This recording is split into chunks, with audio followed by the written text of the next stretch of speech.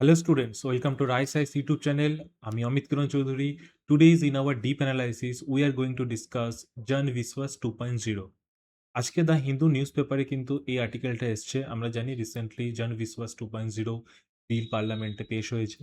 তো এই আর্টিকেলটা কিন্তু খুবই ইম্পর্টেন্ট এই জন্য কি, যখন আমরা 75 ইয়ারের আমাদের অ্যানিভার্সারি করছি, ইন্ডিপেন্ডেন্স অ্যানিভার্সারি, তখন কিন্তু একটা জিনিস খুবই প্রমিনেন্ট হচ্ছে যে আমরা হয়তো স্বাধীনতা পেয়েছি, কিন্তু আমাদের কি কলোনিয়াল মাইন্ডসেট থেকে কি আমরা স্বাধীনতা পেয়েছি? নাকি অনলি সেটা পলিটিক্যালি স্বাধীনতা? যে ট্রান্সফার অফ পাওয়ার, নাকি যে আমাদের কলোনির যে মাইন্ডসেটটা সেটাও আমরা আমাদের থেকে সরাতে পেরেছি? তো সেটা যদি দেখি কলোনির মাইন্ডসেট কেমন ছিল?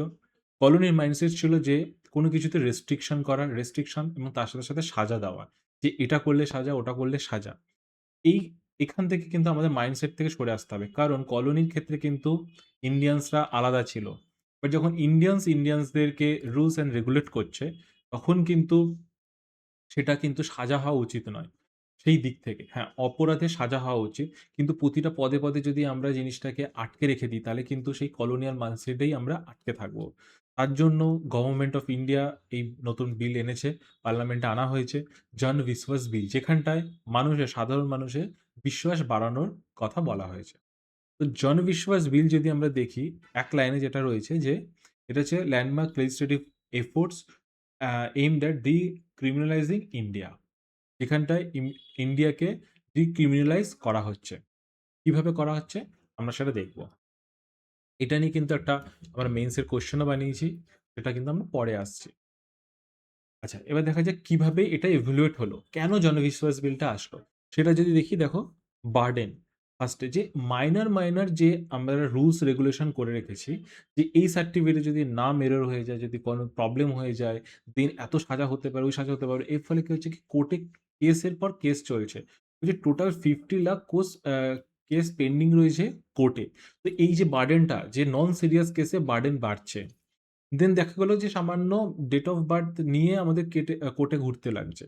ডেট অফ বার্থ ঠিক করবে বলে বা নাম ঠিক করবে বলে। এই যে বার্ডেন, সেকেন্ড কি আছে দেখো, এর ইমপ্যাক্ট কি হচ্ছে, যে ছোট, ছোট বিজনেস। আমরা জানি যে বিজনেস করতে গেলে প্রবলেম, যেটা কি, যে টাকা দিতে লাগবে, ওই মানতে হবে, কেস দিয়ে দিতে পারে পুলিশে বা অথরিটিতে। এই যে জিনিসগুলো যে বার্ডেন, সে বার্ডেন থেকে মুক্তির দরকার। দেন রিসোর্স ড্রেন কেন? অ্যাডমিনিস্ট্রেশন এবং জুডিশিয়ারি যদি এই কাজে ইনভলভ থাকে, যে কে কোন ভুল করছে এবং তার ছোট, ছোট ভুলে যদি তাকে সাজা দিতে থাকি এবং সেটা নিয়ে সাজা চলছে, কোর্টে কেস চলছে, এই জিনিসগুলোতে যদি আটকে থাকে আমাদের দুটো main wing, administrative and judiciary, তাহলে তো মেইন যে ইস্যুস গুলো সেগুলো কিন্তু আড়াল হয়ে যাবে। তার ফলে কি হয় কি, সমাজের যে মেইন মুদ্রাগুলো সেগুলো কিন্তু ঢাকা পড়ে যায়। সেগুলো সাজা তাড়াতাড়ি সম্ভব হয় না। কারণ কি, শুনানিতে অনেকগুলো কেস পেন্ডিং রয়েছে। এই জন্য 2023 তে কি হলো কি, জন বিশ্বাস 1.0 আনা হলো। ফার্স্ট লেভেলে কি হয়েছে কি, দেখো, 42 সেন্ট্রাল অ্যাক্টকে 19 মিনিস্ট্রিতে, মানে 19টা মিনিস্ট্রির মধ্যে 42টা অ্যাক্টকে কি করা হলো, সেগুলোকে শুধরানো হলো। এবং তার মধ্যে 183টা যে প্রভিশনকে সেটাকে ডিক্রিমিনালাইজ করা হলো। তার মানে কি, ধরো ওখানটায় ছিল যে এইটা মিস করলে, যেমন কোনো লাইসেন্স মিস করলে দেখা গেল পরের দিনই তাকে জেল হয়ে যাচ্ছে। না, সেরকম না, তাকে একটা টাইম দেওয়া হলো, বা এই টাইমের পরেও যদি তাকে দেখা গেল যে ফাইন নেওয়া হবে, তাকে জেল করা হবে না। এইভাবে করে, করে ডিক্রিমিনালাইজ হচ্ছে। দেখো, নরমাল ফাইন করা আলাদা, সিভিল স্যুট আলাদা, সিভিল কেস আলাদা হয়, একটা ক্রিমিনাল কেস কিন্তু আলাদা জিনিস হয়। এই জিনিসগুলোকে কিন্তু এখানে বলা হলো যে জন বিশ্বাস 1.0। এটা একটা ট্রায়াল ভাবেই শুরু হলো। এরপরে যখন একটা সাকসেস এলো না, তখন কি করছে, গভর্নমেন্ট আনলো কি জন বিশ্বাস 2.0। এটাকে আরো বেশি স্কেলে এবং খুব সফিস্টিকেশনের সঙ্গে একটা রেগুলেট ওয়েতে করা হলো। কি করছে দেখো, 784 প্রভিশনস এখানে এতটা বড়ভাবে করা হয়েছে, এবং 79 সেন্ট্রাল অ্যাক্টসকে টার্গেট করে 23 মিনিস্ট্রির মধ্যে করা হলো। যে 23টা মন্ত্রী, মানে যেটা মন্ত্রী পরিষদ ইয়ে রয়েছে, মিনিস্ট্রিজ রয়েছে, তাদের মধ্যে যে 79 সেন্ট্রাল অ্যাক্টকে এখানটায় টার্গেট করা হয়েছে। এর অবজেক্টিভটা যদি আমরা দেখি, তাহলে কি অবজেক্টিভস রয়েছে? আমি যেটা বললাম যে সিটিজেনদের মধ্যে ট্রাস্ট বিল্ড করা, ট্রাস্ট বেসড গভর্নেন্স।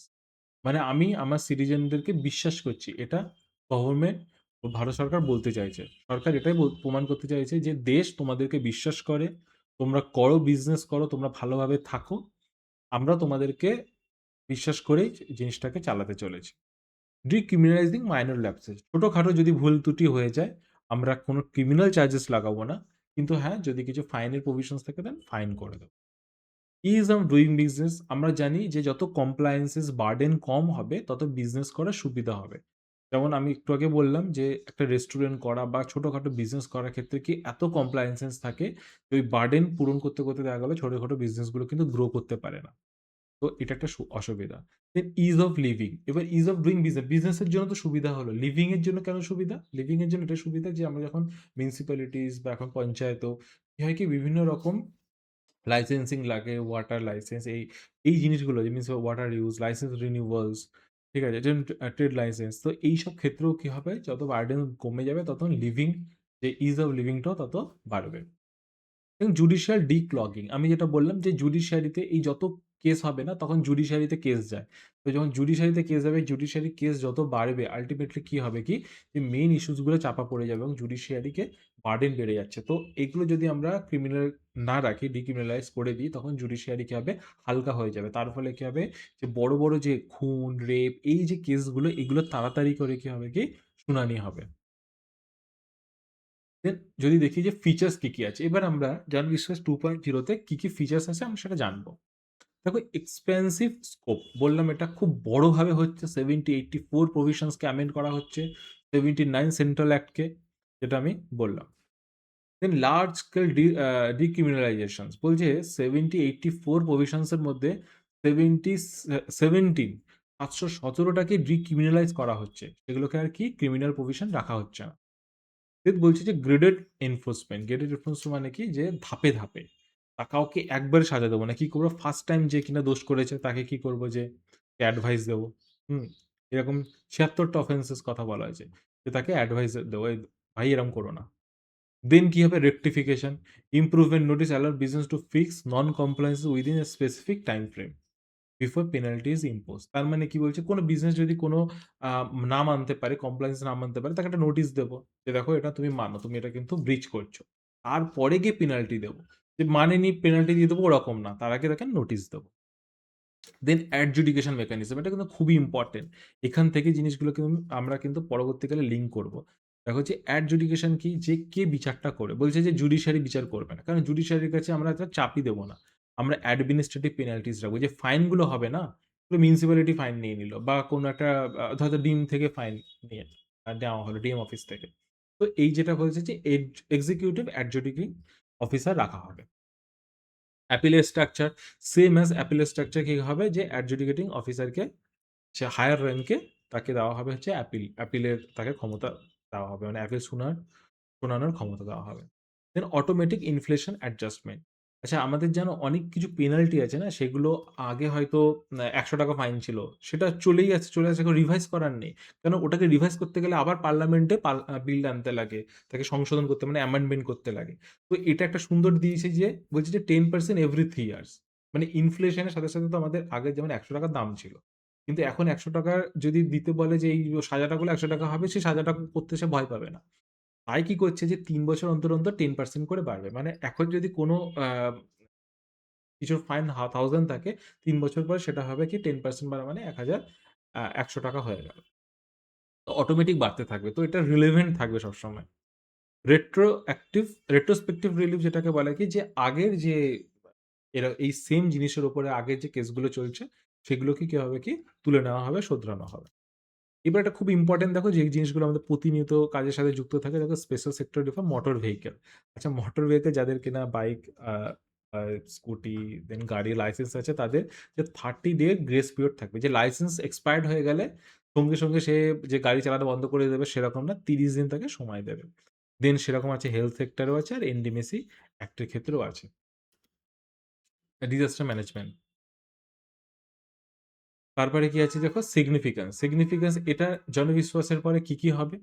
ইকোনমিতে কি, কি হচ্ছে? জুডিশিয়ালি কি হতে হচ্ছে আমরা দেখবো। দেখো ইকোনমিতে কি এমএসএমই এম্পাওয়ারমেন্ট, কারণ কি ছোট, ছোট বিজনেসগুলোই তো এগুলোতে বুস্ট পাবে না। কারণ বড়, বড় বিজনেসরা তাদের প্রভাব খাটিয়ে করেই নিতে পারে।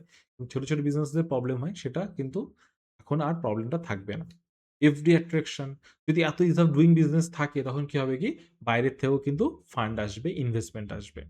রিস্ক কালচার, যেটা কি একটা রিস্ক ছিল না এন্টারপ্রেনারদের, সেই রিস্ক কালচারটা কিন্তু নষ্ট হয়ে যাবে। এই যে protect entrepreneur from criminal records for procedural failure, এটা কি হতো কি যে বিজনেসম্যান আর রাজনৈতিক নেতাদের যে একটা যে যুগলবন্দি, সেটা কেন হতো? কারণ কি? তারা বিজনেসম্যানরা রাজনৈতিক নেতাদেরকে খুব ক্লোজ রাখে এই জন্যই যে কোনো কিছু যদি প্রবলেম হয়ে যায় তারা সামলে নেবে। তো আমি যদি রিস্ক ফ্যাক্টরটাকে বন্ধ করে দিই, কোনো রিস্ক কালচারই রাখবো না, কোনো রিস্কই নেই, কোনো ক্রিমিনাল চার্জেস নেই, তখন কি করতে হবে যে বিজনেসম্যানদেরকে, এই ছোট বিজনেসম্যানরা যে গ্রামে শহরে তারা যে পলিটিক্যাল পার্টির সাথে অ্যালাইন হতে হয়, সেটা আর হতে হবে না। তাদেরকে কেউ কেস দিয়ে তাদেরকে প্রবলেমে ফেলতে পারবে না। এই একটা হচ্ছে কি রিস্ক কালচারকে কিন্তু, এটা আমার সবথেকে মনে হয় এটা ইম্পোর্টেন্ট একটা পয়েন্ট। দেন জুডিশিয়ালি ডিক্লগে আমি বললাম যে কেস পেন্ডিং যে 50 মিলিয়ন প্লাস যে ব্যাকলগ রয়েছে, সেটার থেকে কিন্তু রিলিফ পাওয়া যাবে। রিসোর্স অপটিমাইজেশন, যেটা আমি বললাম যে মেইন যে প্রবলেম আমাদের, যে মার্ডার, রেপ, বড় বড় যে ইস্যুসগুলো রয়েছে, করাপশন, সেইখানে কিন্তু কোর্ট নিজেকে এঙ্গেজ করতে পারে। দেন কি আছে দেখো, গভর্নেন্স। গভর্নেন্স কি? মেইন হচ্ছে ফিলোসফিক্যাল শিফট।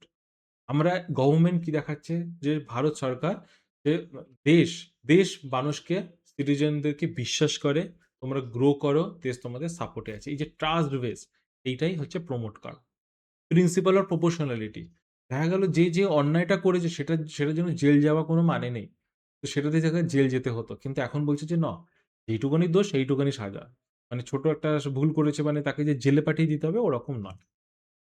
দেন ডিকলোনাইজিং লং, যেটা আমি শুরুতেই বললাম যে এর কিন্তু মেইন যে ক্যারেক্টারটা না, সেটা হচ্ছে এই যে ডিকলোনাইজেশন, আমাদের মাইন্ডসেট থেকেও সরাতে হবে, এই ল থেকেও কিন্তু সরাতে হবে, যে কলোনিয়াল এরার যে যে অবিশ্বাস, মানুষকে, সিটিজেনকে যে অবিশ্বাস করা, কারণ তারা বিশ্বাস করবে কেন? ল বানাচ্ছে কারা? ব্রিটিশ লোকেরা। তাদের উপর ল বানাচ্ছে ইন্ডিয়ানস, অন্য দেশের লোক। তখন কি হবে? তাদের মধ্যে সবসময় সন্দেহ থাকবে। তার জন্য তারা যত লয়ের জাল বুনে রেখে দিয়েছিল, এটাকে কিন্তু ডিকলোনাইজ করা হচ্ছে।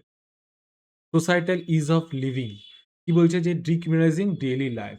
ওই একটু মিউনিসিপ্যালিটির কোনো লাইসেন্স রিনিউ হলো না বা ল্যাপস হয়ে গেছে বলে আমাকে যে প্রবলেমে পড়তে হবে ওরকম না। টাইম দেওয়া হবে, নোটিশ দেওয়া হবে, আরামসে করো। আবার কি বলছে যে চ্যালেঞ্জেস, দেখি কি চ্যালেঞ্জেস আছে। দেখো চ্যালেঞ্জেস কিন্তু আমি অনেক কিছু আছে। দেখো আস্তে, আস্তে আসবে। দেখো ডাইলিউশন অফ ডিটারেন্স কিরকম? আচ্ছা, ভয়টা থাকলো কোথায়? অনেক সময় কি হচ্ছে এনভায়রনমেন্ট, বিশেষ করে এনভায়রনমেন্টাল পাবলিক সেফটির যে জিনিসগুলো থাকে না?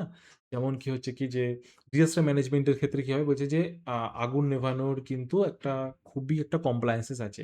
এবার ওই স্ট্রিক্ট কমপ্লায়েন্সেস যদি না থাকে, সে দেখা গেল ওটাকে, শপিং মল কি করলো? সে সেটাকে অত সিরিয়াসলি নিল না। আগুন লেগে গেল। তখন কি হবে? তো পাবলিক সেফটি কিন্তু ইস্যুস হয়ে দাঁড়াচ্ছে। তো এনভায়রনমেন্টাল পাবলিক সেফটি। দেন বলছে দেখো যে ওয়াটার মিসইউজ এ ৳১,০০০ বলছে ফাইন। তাহলে তো বড়, বড় কোম্পানিরা তো বলবে যে ঠিক আছে, এটাই আমার ইজ অফ ডুইং বিজনেস। আমার ৳১,০০০ ফাইন দেবো, আমি জল আমি দেদার ইউজ করব। বোঝা গেল? তো এই প্রবলেম গুলো কিন্তু রয়েছে। দেন ইনস্টিটিউশনাল, আমি যেটা আগে মনে করতে বলেছিলাম, দেখো যে এক্সিকিউটিভ অ্যাডজুডিকেশন। আচ্ছা, আমাদের যে বিচার কে করে? জুডিশিয়ারি। এবার যদি আমরা সেটাকে এক্সিকিউটিভ দিকে ঠেলে দিই, তার মানে কে শাসন করছে? দেখা গেল ডিএম অফিস থেকে কেউ শাসন, মানে এটাকে রায় দিচ্ছে। সেটা কি হবে কি জুডিশিয়ারি রুল এক্সিকিউটিভ এসছে। তো এই যে ডেলিগেশনস, এটা কিন্তু উচিত নয়।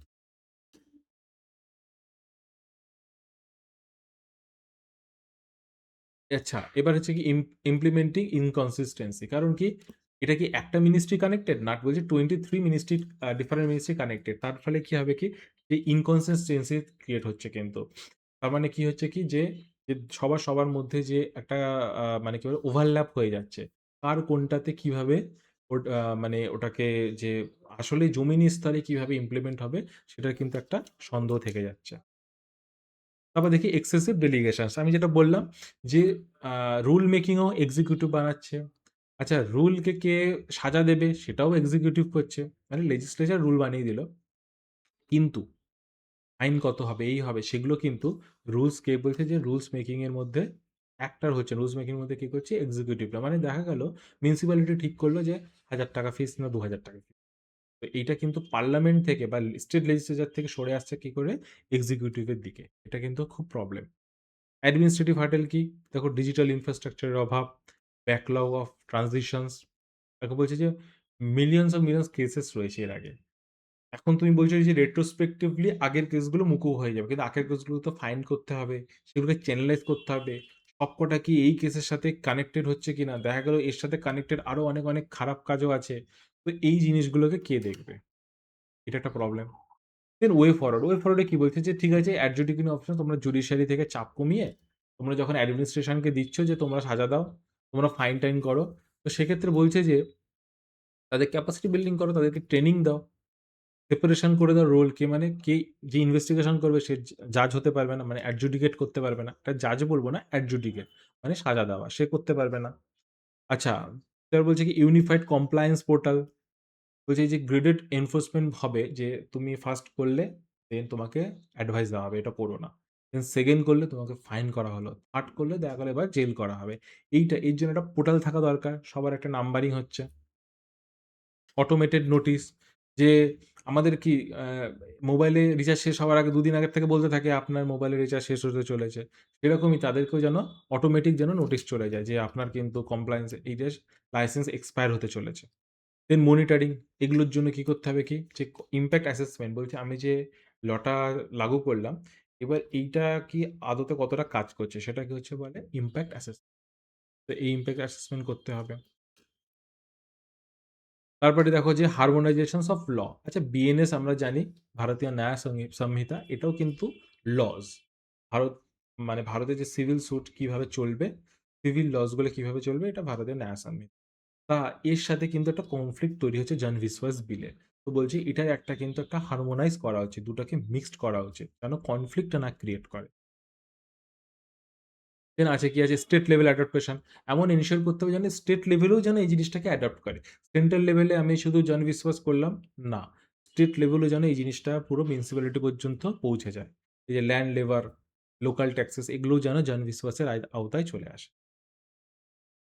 তারপরে দেখো কনক্লুশনে কি রয়েছে, কনক্লুশন সুন্দর একটা কনক্লুশন, যেটা হচ্ছে একটি ইনফরমেটিভ ও ফিউচারিস্টিক। দেখো জন বিশ্বস 2.0 institutionalizes trust based ecosystem, bridging the gap between regulatory rigor and economic dynamism. By leveraging technology and professionality, it pivots India toward a predictable, investor-friendly future. আমরা যদি রলস রেগুলেশনস যদি এই জিনিসগুলোকে ক্লিয়ার করে রাখি না, তাহলে ইনভেস্টার্সরা আরো বেশি আমাদের এখানে ইন্ডিয়াতে ইনভেস্ট করতে আসবে। তো আমরা কিন্তু জন বিশ্বাস 2.0টা কিন্তু টোটালটা বুঝলাম, এবং এই সেলিয়েন্ট ফিচার্সের থ্রুতে আমরা জেনে গেলাম যে কি কি কিন্তু ফিচার্স দেওয়া রয়েছে।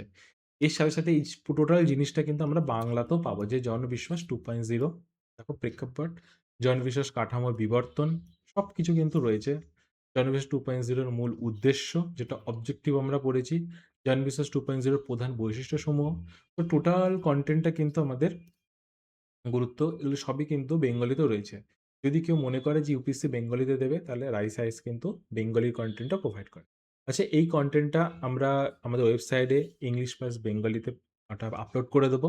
ওখান থেকে নিয়ে পরে এই কোশ্চেনটা কিন্তু অ্যাটেন্ড করবে। দেখো 15 মার্কসের কোশ্চেন, 15 মিনিট টাইম নেবে, নিয়ে কিন্তু পড়বে।